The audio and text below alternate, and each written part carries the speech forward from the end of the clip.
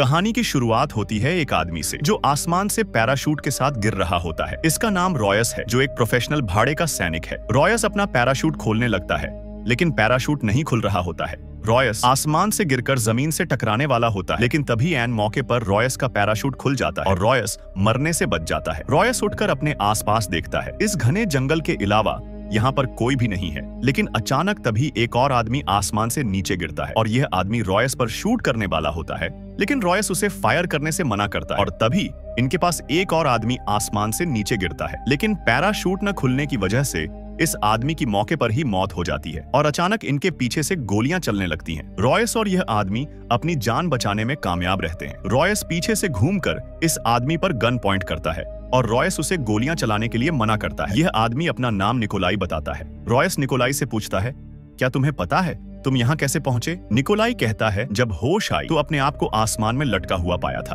दरअसल इन सभी को नहीं पता होता है कि इन्हें कौन और क्यों यहाँ लेकर आया है। ये सभी बात कर रहे होते हैं, तभी एक लड़की इनकी तरफ गन पॉइंट करती है।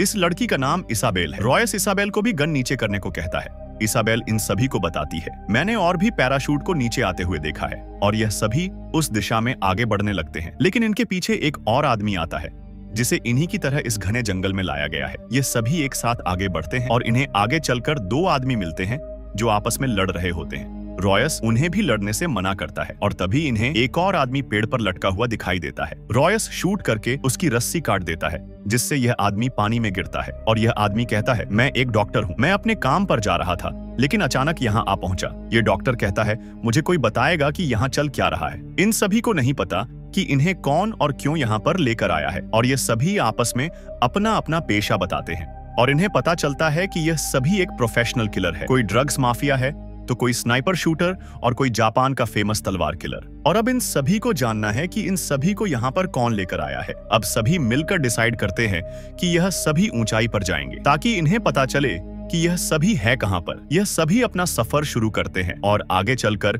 इस रूसी सैनिक को एक पौधा दिखाई देता है। ये इसे छूने वाला होता है, लेकिन यह डॉक्टर इसे रोक लेता है। डॉक्टर इसे बताता है, यह एक जहरीला पौधा है, इसका छोटा सा घाव हमारी बॉडी को पैरालाइज कर सकता है। ये सभी ऊंचाई पर पहुंचने के लिए आगे बढ़ रहे होते हैं, लेकिन इसाबेल कहती है, अब हमें थोड़ा आराम करना चाहिए। लेकिन रॉयस कहता है, तुम्हें करना है तो करो, मैं तो आगे बढ़ूंगा। लेकिन तभी इसाबेल कहती है, मैं तुम्हें कुछ दिखाना चाहती हूँ। इसाबेल रॉयस को पानी में एक लीफ डालकर दिखाती है और लीफ तैरने की बजाय गोल गोल घूमने लगती है। रॉयस कहता है, कुछ तो गड़बड़ है, मुझे लगता है हम पृथ्वी पर नहीं बल्कि किसी और ही प्लेनेट पर हैं। सूरज को देखो, अभी भी एक ही जगह पर अटका हुआ है। और रॉयस इसाबेल से कहता है, हम बहुत बड़ी मुसीबत में फंसने वाले हैं। और फिर से यह सभी ऊंचाई पर जाने के लिए धीरे धीरे आगे बढ़ते हैं और आगे चलकर इन्हें एक पिंजरा दिखाई देता है। यह सभी पिंजरे को देखकर चौकन्ने हो जाते हैं और सभी पिंजरे की तरफ अपनी गन्स पॉइंट करते हैं, लेकिन पिंजरे में कोई भी नहीं होता है। यह पिंजरे की हालत देखकर सभी समझ जाते हैं कि इस पिंजरे में कोई इंसान नहीं हो सकता है और यह सभी चारों तरफ अपनी नजर घुमाते हैं और इन्हें बहुत सारे पिंजरे खुले हुए दिखाई देते हैं। अब यह समझ जाते हैं इन पर बहुत बड़ी मुसीबत आने वाली है और तभी अचानक इन पर हमला होता है। यह सभी जाल में फंस जाते हैं, लेकिन सभी अपनी जान बचाने में कामयाब रहते हैं। इसाबेल इस खड्डे में गिरने वाली होती है, लेकिन रॉयस इसाबेल की जान बचा लेता है। इसाबेल टारगेट को पॉइंट करती है, लेकिन इसाबेल कहती है वो पहले से ही मर चुका है और किसी ने इस सैनिक को बहुत बेरहमी से मारा होता है। सभी को अंदाजा हो जाता है कि यह सभी जाल इस सैनिक ने बिछाए होते हैं और इन सभी का शक और गहरा होता है कि आखिर इसने इतने बड़े बड़े जाल किस जानवर को मारने के लिए बिछाए हुए थे, लेकिन फिर भी यह मारा गया। अब यह सभी फिर से अपने सफर पर आगे बढ़ते हैं और आगे चलकर एक ऊंची पहाड़ी पर पहुंच जाते हैं और यह जो अपनी आंखों से देखते हैं, इन्हें यकीन नहीं होता है कि यह सभी पृथ्वी पर नहीं बल्कि किसी और ही प्लेनेट पर है। एक और सवाल इनके मन में है, आखिर इन्हें कौन इस प्लेनेट पर लेकर आया और क्यों लेकर आया? अब यह सभी अपने सफर पर आगे बढ़ते हैं और तभी इन पर एलियन डॉग्स हमला करते हैं। यह एलियन डॉग्स बहुत ही खतरनाक होते हैं और यह सभी मिलकर इन डॉग्स को मारने लगते हैं। इसाबेल इस एलियन डॉग पर निशाना लगाती है, लेकिन इसाबेल की गोलियां खत्म हो जाती हैं। यह एलियन डॉग इसाबेल पर अटैक करने वाला ही होता है, लेकिन तभी एक व्हिसल बजती है और यह सभी डॉग वापस चले जाते हैं। और रॉयस इन सभी से कहता है, हमें जो भी यहाँ पर लेकर आया है वो हमें भगा भगाकर हमारा शिकार करना चाहता है, जैसे हम सब धरती पर किया करते थे, और हमें उसे देखना होगा कि वो कौन है। इसलिए यह सभी डिसाइड करते हैं जिस दिशा से एलियन डॉग आए थे हम सभी उनके पैरों के निशानों का पीछा करते हुए वहां तक पहुंचेंगे। यह सभी एलियन डॉग के पैरों का पीछा करते हुए एक ऐसी जगह पर पहुंच जाते हैं यहाँ पर चारों तरफ कंकाल ही कंकाल होते हैं और इन्हें एक अजीब सा एलियन क्रिएचर पेड़ से बंधा हुआ दिखाई देता है। ये क्रिएचर बहुत डरावना होता है और इसाबेल इसे बहुत ही गौर से देखती है और यह रूसी सैनिक इस क्रिएचर पर फायर करने वाला ही होता है, लेकिन यह क्रिएचर जाग जाता है और तभी रॉयस गायब हो जाता है और अचानक इस आदमी पर कोई हमला करता है और इन सभी को नहीं पता इस पर हमला किसने किया। और तभी रॉयस को वो क्रिएचर दिख जाता है और रॉयस उसकी तरफ फायरिंग करता है और धुएं में उस क्रिएचर की झलक दिख जाती है। रॉयस इन सभी को भागने के लिए कहता है। यह एलियन शिकारी इन सभी पर लेजर वेपन से हमला कर रहा होता है और यह सभी अपनी जान बचाने के लिए इस झरने में कूद जाते हैं और फिलहाल इन सभी की जान बच जाती है। और अब हमें इस एलियन प्रीडेटर का असली रूप दिखाया जाता है। अब अपनी जान बचाने के बाद इसाबेल रॉयस को थप्पड़ मारती है। इसाबेल कहती है, तुमने हम सभी का इस्तेमाल किया ताकि तुम उसे देख सको और तुम्हारी वजह से किसी की जान चली गई। लेकिन रॉयस कहता है, मुझे माफ करना पर ऐसा करना जरूरी था। अब हम जानते हैं हमारा दुश्मन कौन है, उसके पास कैसे हथियार है। रॉयस इसाबेल से पूछता है, मुझे सच सच बताओ तुम क्या जानती हो उन एलियन के बारे में। मुझे पता है तुम उस एलियन को बहुत ध्यान से देख रही, जैसे कि तुम्हें उनके बारे में सब पता है। और इसाबेल इन सभी को बताती है। सन 1927 में एक प्रोफेसर और उसके साथी अमेज़न के जंगलों में रिसर्च के लिए गए थे और उन्हें जंगल में ऐसा ही एक क्रिएचर मिला था। उनके सभी साथी मारे गए, सिर्फ प्रोफेसर ही जिंदा वापस लौटे थे क्योंकि वह अपने शरीर पर मिट्टी का लेप लगाकर इन एलियन से बचे थे और यह एलियन हमारी बॉडी हीट को महसूस करके इंफ्रारेड लाइट में हमें देखते हैं और इनके पास लेजर वेपन है। और सबसे बड़ी बात तो ये है कि ये क्रिएचर गायब हो सकते हैं। अब इन्हें पता चल चुका है कि इनका दुश्मन कौन है और क्यों इन्हें वो इस प्लेनेट पर लेकर आया है, ताकि वो इन सभी का शिकार कर सके, जैसे यह सभी धरती पर किया करते थे। और यह सभी मिलकर डिसाइड करते हैं उन एलियन के किसी एक साथी को पकड़ेंगे ताकि यह उससे यहाँ से जाने का रास्ता पता लगा सके। और अब यह सभी जंगल में छुपकर उस एलियन प्रीडेटर के आने का इंतजार कर रहे होते हैं, लेकिन वो प्रीडेटर इनके सामने नहीं आ रहा होता है। इसीलिए रॉयस इस डॉक्टर को उस प्रीडेटर का चारा बनने को कहता है। यह डॉक्टर उस प्रीडेटर को जाल में फंसाने के लिए जंगल में भागने लगता है और इस डॉक्टर के पीछे यह एलियन प्रीडेटर पड़ जाता है। प्रीडेटर डॉक्टर को मारने वाला ही होता है, लेकिन तभी इसाबेल इस प्रीडेटर को शूट करती है और प्रीडेटर मारा जाता है। अब सभी इस प्रीडेटर को देखने आते हैं, लेकिन इसाबेल कहती है, मेरा निशाना चूक गया था, पर इसे किसने मारा। और तभी यह एलियन प्रीडेटर रॉयस को गन पॉइंट करता है, लेकिन यह कोई एलियन प्रीडेटर नहीं होता है। यह आदमी अपना नाम नोलैंड बताता है।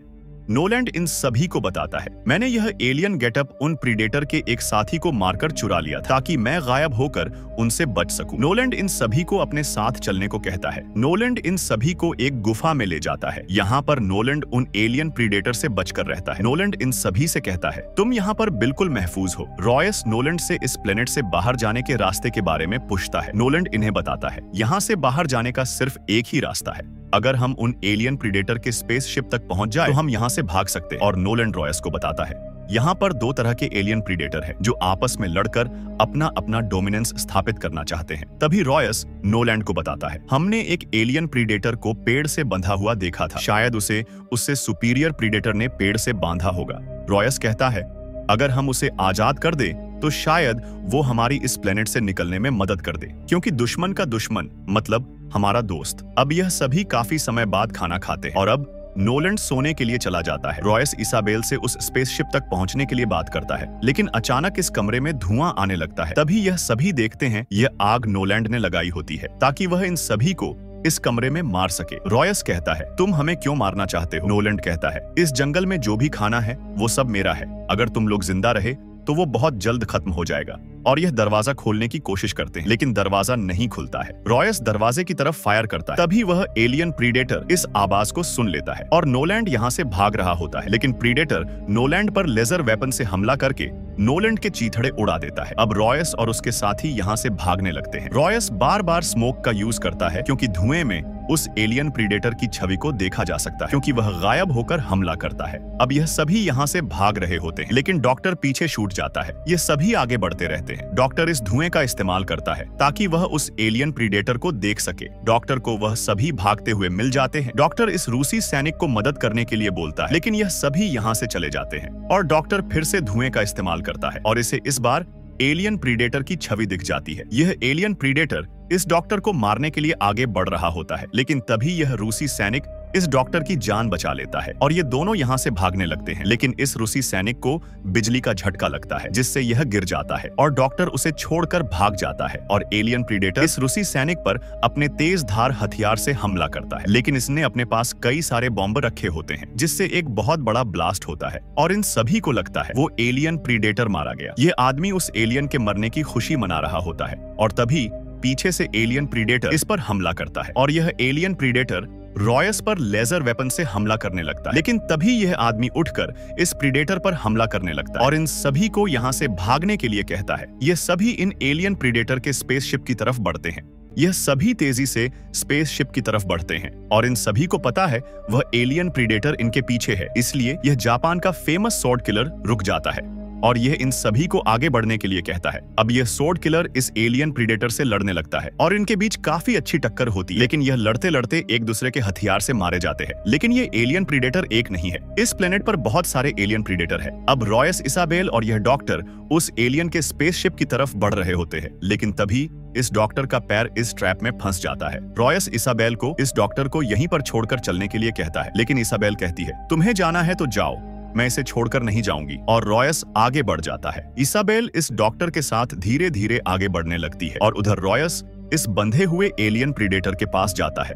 रॉयस एक सौदा करता है, मैं तुम्हें आजाद कर दूंगा पर तुम्हें मुझे इस प्लेनेट से धरती पर भेजना होगा। और रॉयस इस छोटे प्रीडेटर को आजाद कर देता है और यह प्रीडेटर रॉयस को एक हाथ से ऊपर उठा लेता है। लेकिन प्रीडेटर रॉयस को छोड़ देता है और इसाबेल और डॉक्टर उस प्रीडेटर के जाल में फंस जाते हैं और यह प्रीडेटर रॉयस को पृथ्वी की इमेज दिखाकर उस स्पेसशिप को ऑन कर देता है। लेकिन तभी वह सुपीरियर एलियन प्रीडेटर इसाबेल और इस डॉक्टर को लेकर वहां पर आ जाता है और यह दोनों प्रीडेटर आपस में लड़ने लगते हैं। रॉयस अच्छा मौका देखकर स्पेसशिप की तरफ भागने लगता है और इसाबेल और डॉक्टर इस खड्डे में फंस जाते हैं। यह डॉक्टर इसाबेल की गर्दन पर एक कट लगाता है जिस पर उसी पौधे का जहर लगा था और इसाबेल का शरीर धीरे धीरे पैरालाइज होने लगता है। डॉक्टर इसाबेल को बताता है, मैं कोई डॉक्टर नहीं हूँ, मैं भी तुम्हारे जैसा ही हूँ। मैं पृथ्वी पर लोगों का भरोसा जीतकर एन मौके पर हमला करके लोगों की जान लेता था, लेकिन तुम सबने बिल्कुल भी ध्यान इस बात पर नहीं दिया कि मैं कैसे तुम सबसे अलग हो सकता हूँ। यह एलियन प्रीडेटर अपने से छोटे एलियन प्रीडेटर को मार देता है और यह स्पेसशिप भी इस प्लेनेट से जाने लगता है। लेकिन यह एलियन प्रीडेटर इस स्पेसशिप को ब्लास्ट कर देता है। ये आदमी इसाबेल को मारने वाला होता है, लेकिन तभी वहां पर रॉयस आ जाता है। रॉयस इन्हें बताता है, मैं उस स्पेसशिप पर चढ़ नहीं पाया और रॉयस इसाबेल और इस आदमी को इस खड्डे से बाहर निकालता है। यह आदमी रॉयस पर पीछे से हमला करने लगता है, लेकिन रॉयस उसकी चालाकी को पहले से ही भांप चुका होता है। रॉयस इस आदमी को इसी के हथियार से घायल कर देता है और रॉयस इस आदमी की बॉडी को उठाकर उसके आसपास बारूद बिछा देता है और ये एलियन प्रीडेटर इन्हें ढूंढने लगता है और ये एलियन इस आदमी के पास पहुंचता है और तभी एक बहुत बड़ा ब्लास्ट होता है, लेकिन ये एलियन प्रीडेटर बच जाता है। रॉयस इस प्रीडेटर से लड़ने के लिए आग का सहारा लेकर इस एलियन पर छिप कर हमला करने लगता है और रॉयस भागकर इस पेड़ के पीछे छिप जाता है। लेकिन एलियन प्रीडेटर रॉयस की दिल की धड़कनों को भांप लेता है और रॉयस पर लेजर से हमला करता है, लेकिन रॉयस वहां से हट जाता है और रॉयस बुरी तरह से घायल हो जाता है। यह एलियन प्रीडेटर रॉयस को मारने वाला ही होता है कि तभी इसाबेल इस एलियन प्रीडेटर के दिल पर शूट करती है, जिससे यह एलियन प्रीडेटर घायल हो जाता है और रॉयस इस मौके का फायदा उठाकर इस एलियन प्रीडेटर पर लगातार कई हमले करता है, जिससे यह एलियन मारा जाता है और अब रॉयस इसाबेल के पास जाता है और यह दोनों अब एक दूसरे को अपना नाम बताते हैं और अब सुबह हो जाती है। रॉयस और इसाबेल देखते हैं इस प्लेनेट पर और भी पैराशूट नीचे आ रहे होते हैं, जैसे कि यह चूहे बिल्ली का खेल कभी बंद नहीं होगा। और हमारी मूवी यहीं पर खत्म हो जाती है। और आपको इस मूवी को देखकर कैसा लगा कमेंट में जरूर बताएं और ऐसी ही मूवीज का एक्सप्लेनेशन देखने के लिए हमारे चैनल को सब्सक्राइब करें। धन्यवाद।